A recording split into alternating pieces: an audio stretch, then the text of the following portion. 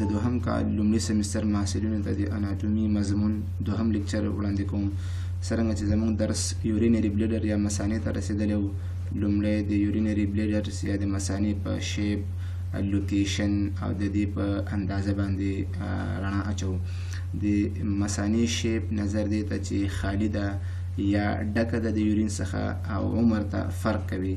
کله چې مثانه خالی وي نو دا ټیټرا هیډرل د شکل کې ګورئ څلور ضلعي شکل لري. مثانه خالی ده، څلور ضلعي شکل لري او په پیلویک ناحیه کې موقعیت لري. مګر کله چې مثانه ډکه وي د یورین څخه د اوایډ شکل لري، د هګۍ شکل لري او د امریکس ناحیې یا د نوم ناحیې پورې امتداد لري، د پورې غځېږي. مګر کله کله د نامه نه پورته هم دا غځېدلی شي.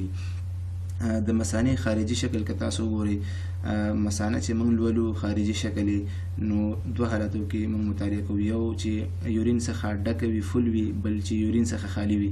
کله چې د یورین څخه خالي وي نو څلور ضلعي شکل لري او دغه څلور ضلعي شکل مثانه لرونکي د کومو قسمتونو ده؟ یو اپیکس لري، دا اپیکس شو د مثانې. دوهم بیز شو، قاعده، دا د مثانې بیز د قاعده ده. دریم چې د نیک ده، یعنې درې برخو نه تشکیل شوی ده. خالي مثانه درې برخې لري. ان اپیکس یوه څوکه لري، دوهمه برخه چې کوم ده بیز لري او دریمه چې کوم ده هغه نیک لري یا غاړه لري. همداراز درې سطحې هم لري، 3 سرفیسز دي چې یوه سطح سوپیریر ده، دا سوپیریر سرفیس دی، او دوه انفیریو لیټرل دی، دا انفیریو لیټرل سرفیس دی. دا درې سطحې شوي. 4 بارډر، څلور بارډر لري. پوسټیریر بارډر شو، انټیریر بارډر شو او دوه دانې چې کوم دی هغه لیټرل بارډر شوي.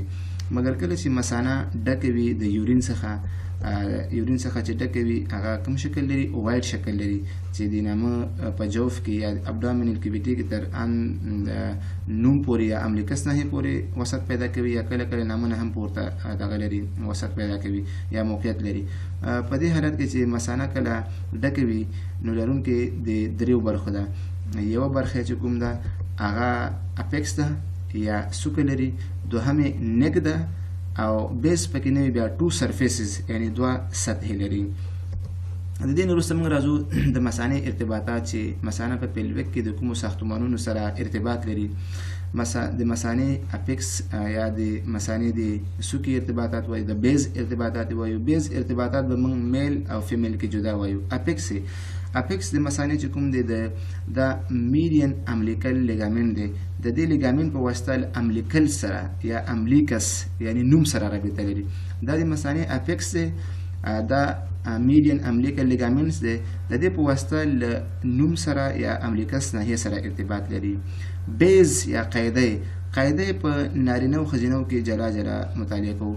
په ښځینه‌و کې بیز هغه د یوټرین سرویکس یا د یوټرس له سرویکس او واجینا سره ارتباط لري، دوه ساختمانونو سره. په د مثانې بیز په ښځینه‌و کې له دوه ساختمانونو سره ارتباط لري، یو یوټرین سرویکس او دوهم ویجینا، چې دا موږ په فیمیل ریپروډکټیو سیستم کې په مفصل ډول سره مطالعه کوو.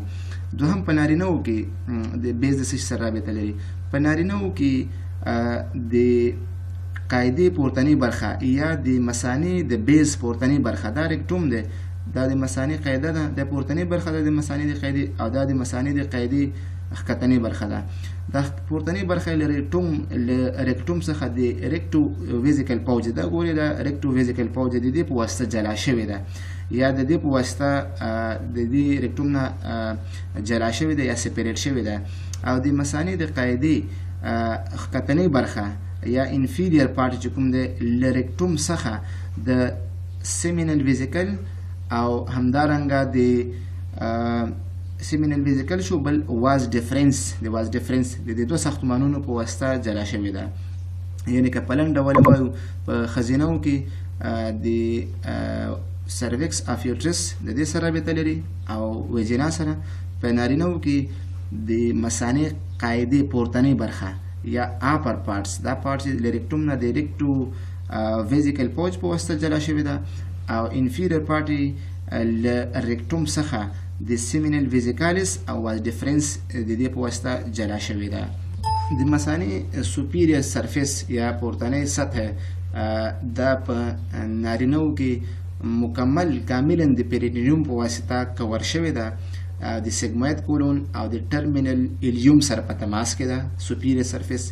مګر په ښځینو کې د مثانې سوپیریور سرفیس زیاته برخه د پریتوان یا د پریټونیم په واسطه کور شوې ده، په استثناء د ډېرې کمې ساحې څخه، یعنې کمې ساحه دغه د پریتوان په واسطه کور شوې نه ده، زیاته ساحه د پریتونیم په واسطه کور شوې ده. د مثانې داخلي سطح موږ مطالعه کوو یا انر سرفیس اف یورینري بلیډر.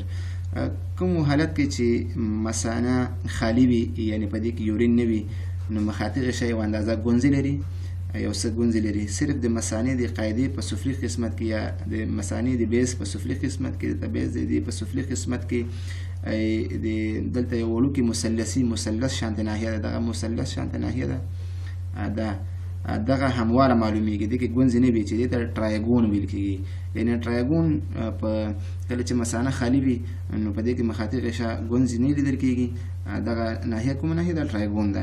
د ټرایګون انټیریو انفیریو انګل چې کوم دی دا انټیریو انفیریو انګل دی، د څه شي دی؟ د ټرایګون د ناحیې. دا زاویه د څه شي په واسطه جوړیږي؟ د انټرنل یوریترل اوریفیس په واسطه.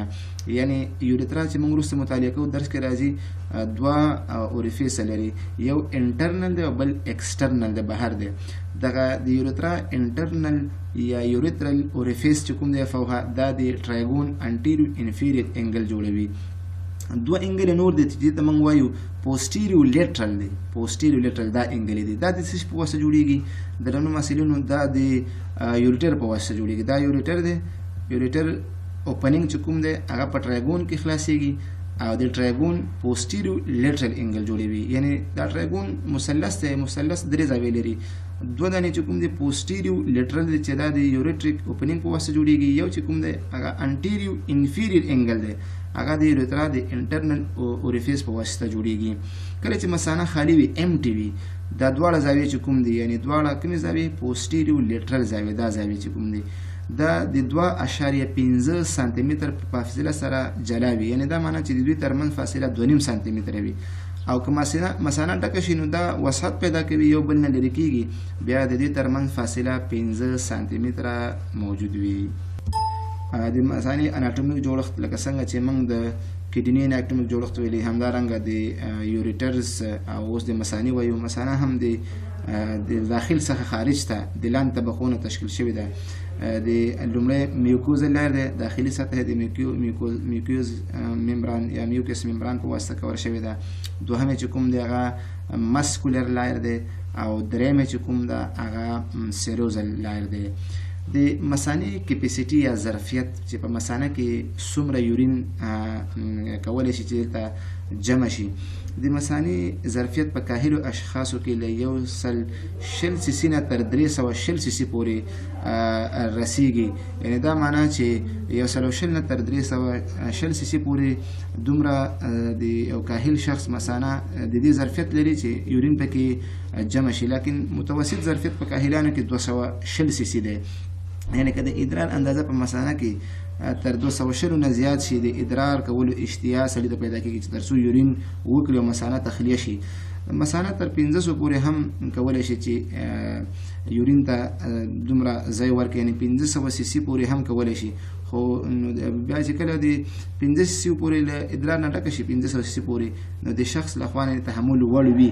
لیکن کله دې نه د ادرار اندازه په مثانه کې زیاته شي 1500 سیسي نه نو بیا درد پیدا کېږي. په کومه ناحیه کې ورته درد پیدا کېږي؟ شخص ته د بطن په خدامي جدار کې، سمپیسیس پیوبیک ناحیه کې، همدارنګه قضیب کې دوی د درد احساس کوي تر څو مثانیه تخلیه شي. بل موضوع چې موږ وایو هغه به یوریترا وایو. یوریترا به لومړی به میل یوریترا وایو، بیا به فیمیل وایو. میل یوریترا یا د نارینه‌و احلیل 18 نه تر 20 سانتي مترو پورې اوږدوالی لري. کله چې قضیب مړاوی وي نو دا 2 انحناګانې لري او استه ورته شکل لري. د دې ځای نه شروع کېږي احلیل، استه ورته شیپ لري، 2 انحناګانې لري. مګر په هغه حالت کې کله چې قضیب د اریکشن په حالت کې وي نو بیا د یوریتر چې کوم دی یوریترا یا احلیل دا د جیته ورته شکل لري. د احلیل چې کوم دی د انټرنل یوریترل اوریفیس دا انټرنل یوریترل اوریفیس ده چې د مثانې په نیک کې موقعیت لري. د دې ځای څخه شروع کیږي تر ایکسټرنل یوریترل اوریفیس پورې، دې پورې امتداد لري چې دا ایکسټرنل یوریترل اوریفیس دا په ګلینز پینس کې موقعیت لري. یعنی په دې معنی کله چې نارینه احلیل شروع کیږي د شروع څخه د انټرنل یوریترل اوریفیس نه شروع کیږي چې دا د مثانې په نیک کې موقعیت لري.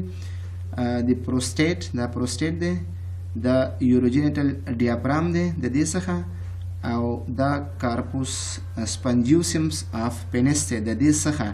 د دې په مینس کې داسې سیر لري، د درې سیزونو په مینس کې پروسټیټ، یوروجینیټل ډیافرام، کارپوس سپنجیوسم پینس د دې په مینس کې داسې سیر لري، او تر ایکسټرنل اوریفیس پورې چې په ګلینز پینس کې موقعیت لري دې پورې دا امتداد لري، دې زبانې ختمیږي. موږ د احلیل د نارینه د احلیل برخې وایو چې څو برخې لري. نظر خپل سیر ته په خپل سیر کې نارینه احلیل یا یوریترا یا میل یوریترا په درې برخو تقسیم شوی دی.